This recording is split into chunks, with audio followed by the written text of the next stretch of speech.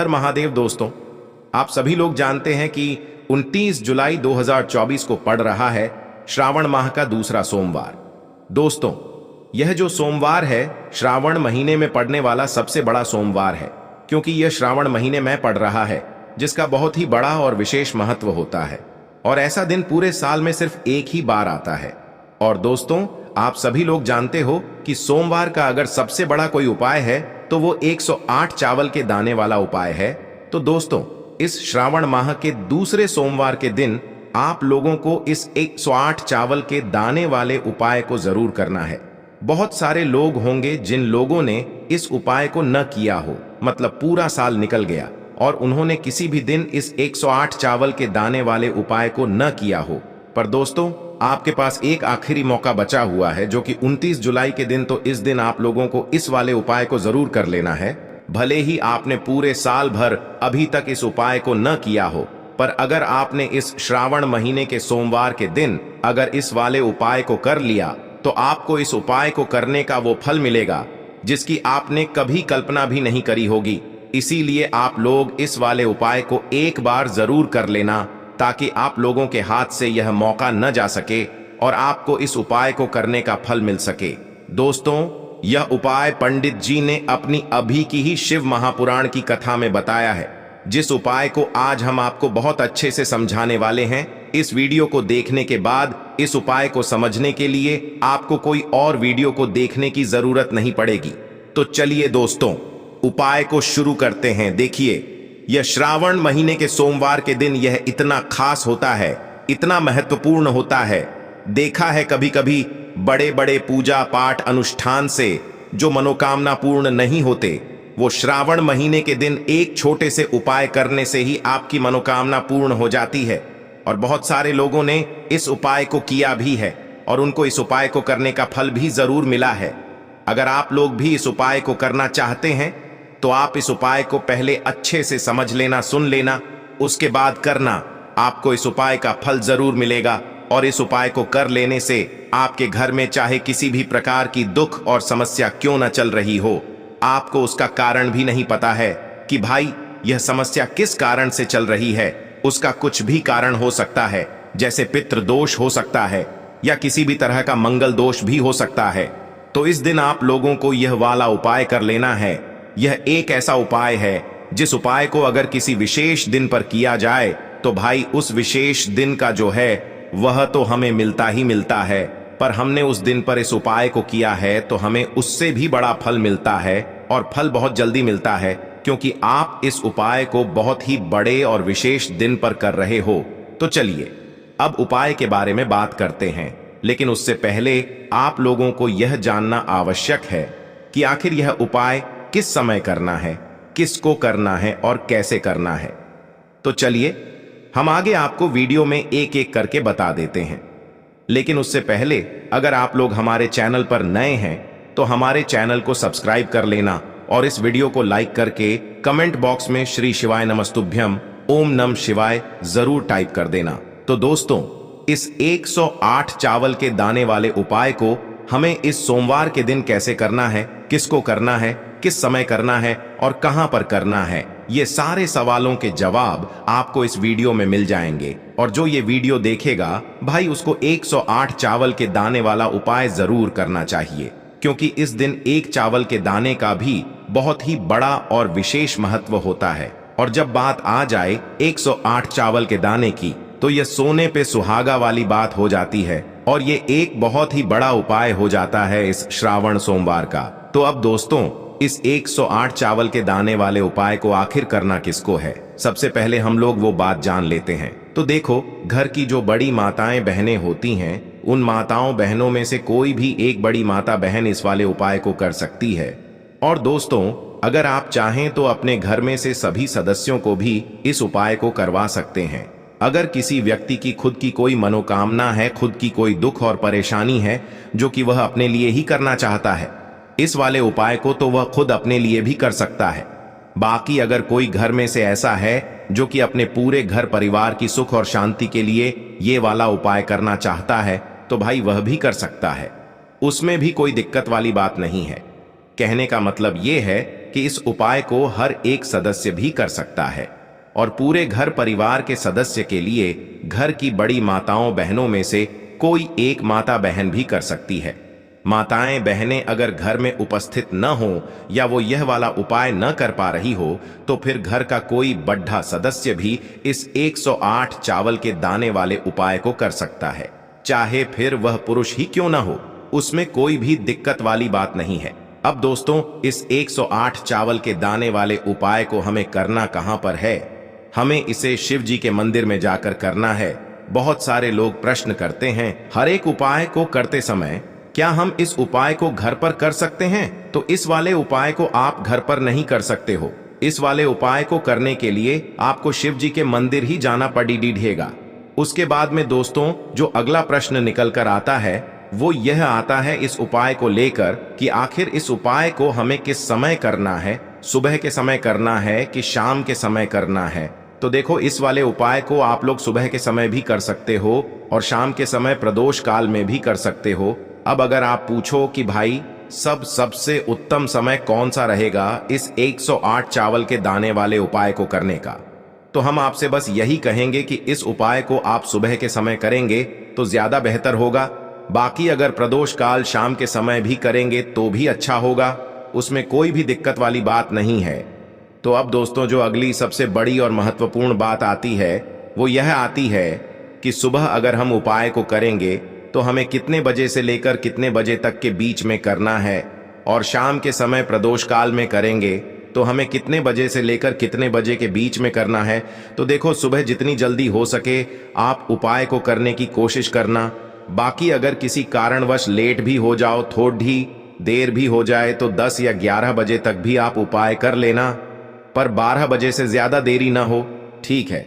इस बात का ध्यान रखना। उसके बाद में दोस्तों, अगर शाम के समय प्रदोष काल की बात करें, प्रदोष काल का जो समय होता है वो शाम के 6 बजे से शुरू हो जाता है। मतलब शाम के 6 बजे से लेकर 7 बजे के बीच का जो समय होता है ये समय प्रदोष काल का समय होता है। पर अभी जो मौसम चल रहा है, इस मौसम में जो है शाम बहुत देरी से होती है, तो आप इस उपाय को 7 या 8 बजे के बीच में भी कर सकते हो। मतलब शाम के 6 बजे से रात 8 बजे के बीच में आप कभी भी इस वाले उपाय को कर सकते हो, उसमें कोई भी दिक्कत वाली बात नहीं है। अब दोस्तों, यहाँ पर इस उपाय को लेकर एक और सबसे बड़ी बात ये निकल कर आती है कि इस 108 चावल के दानों को हमें लेना कहाँ से होता है, और हमें इस उपाय को करने के साथ में क्या और कुछ भी सामग्री ऐसी होती है जो शिव जी के मंदिर लेकर जानी पड़ती है। तो देखो, यहां पर हम आपको बता दें। सबसे पहले आप लोग यह जान लो कि यह जो 108 चावल के दाने वाला उपाय है, सिर्फ और सिर्फ आप उपाय की सामग्री लेकर कभी भी शिव जी के मंदिर मत जाना, क्योंकि हमें भगवान के सामने यह नहीं दर्शाना है कि अगर हम भगवान शिव जी के मंदिर आए हैं तो अपने फायदे के लिए आए हैं। तो इसलिए जो भी पूजन सामग्री है, उपाय सामग्री है, 108 चावल के दाने, इसके साथ में आपको पूजन सामग्री भी जरूर लेकर जाना है। देखो, अगर सुबह के समय उपाय कर रहे हो तो सीधी सी बात है, 1 लोटा जल तो आप लेकर जाओगे ही जाओगे। वही 1 लोटा जल अगर मिट्टी का जल हो तो बहुत अच्छा रहेगा।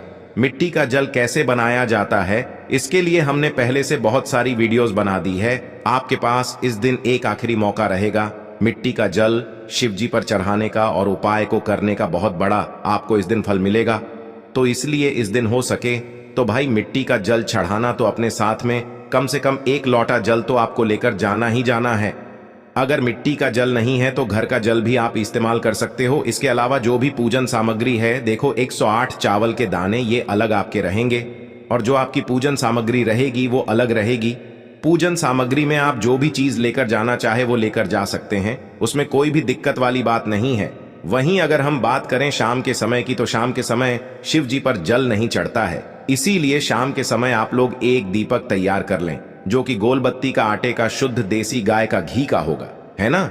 इस बात का आप लोगों को ध्यान रखना है और इस दीपक को आपको घर से जलाकर नहीं लेकर जाना है, भगवान शिव जी के मंदिर में जाकर ही जलाना है। इस बात का भी आप लोगों को ध्यान रखना है। अब दोस्तों, यहां पर हमें इस बात को समझना है कि यह 108 चावल के दाने हमें लेना कहां से है। क्या हमें दुकान से लेकर आना है या हमें अपने घर से लेना है या कहां से लेकर आना है और कौन से चावल लेना है, क्योंकि चावल भी बहुत प्रकार के होते हैं। तो देखो, इन सभी सवालों के जवाब आप लोग एक बात में सुन लो कि भाई ये जो उपाय है, इस उपाय में आपको ये नहीं देखना है कि भाई कौन से चावल है, कौन से चावल नहीं है। बस जो भी चावल ले रहे हो वो चावल का दाना सबूत होना चाहिए, मतलब साबुत होना चाहिए, टूटा हुआ नहीं होना चाहिए, कटा पिटा नहीं होना चाहिए। ये बात आपको ध्यान रखना है। बाकी आपका चावल बासमती हो या सादा चावल हो या कोई सा भी चावल हो, उसमें कोई भी दिक्कत वाली बात नहीं है। तो सीधी सी बात है कि आपके घर के रसोई घर में जहां पर आप भोजन बनाते हो, वहां पर जो भी चावल आपके उपस्थित हो, उन चावलों में से अपनी एक कटोरी भर लेना या एक मुट्ठी चावल अलग से निकाल कर रख लेना। जो भी हम 108 चावल ही यहाँ पर जिस उपाय में लेने वाले हैं, उसके तो हमें यह चावल के दाने गिनकर परेशानियां भी दूर होती हैं। इस बात का आप लोगों को ध्यान रखना है। तो अपने उस चावल की कटोरी में से या चावल में से 108 ऐसे चावल के दाने आप लोग निकाल लो जो कि टूटे हुए ना हो, कटे पिटे ना हो, जिनमें कोई दाग न लगा हुआ हो, है ना। अच्छे साबुत चावल के दाने 108 दाने आप लोग निकाल कर रख लो और इन्हें किसी भी एक कागज की पुड़िया में या किसी एक छोटी सी कटोरी में आप लोग रख लो ताकि यह सुरक्षित रहे, आपके एक भी चावल का दाना इधर उधर ना हो और आपका उपाय भी पूरा अच्छे से हो जाए। तो भाई जैसे ही आपका उपाय की जो सामग्री है 108 चावल के दाने ये तैयार हो जाते हैं, उसके बाद मैं आपको जो भी अपनी पूजन सामग्री है, सुबह के समय कर रहे हो तो एक लोटा जल या पूजन सामग्री जो लेकर जाना चाहो उसकी भी तैयारी कर लेना, और शाम के समय जा रहे हो तो भाई अपना जो दीपक है उसे तैयार कर लेना, ठीक है।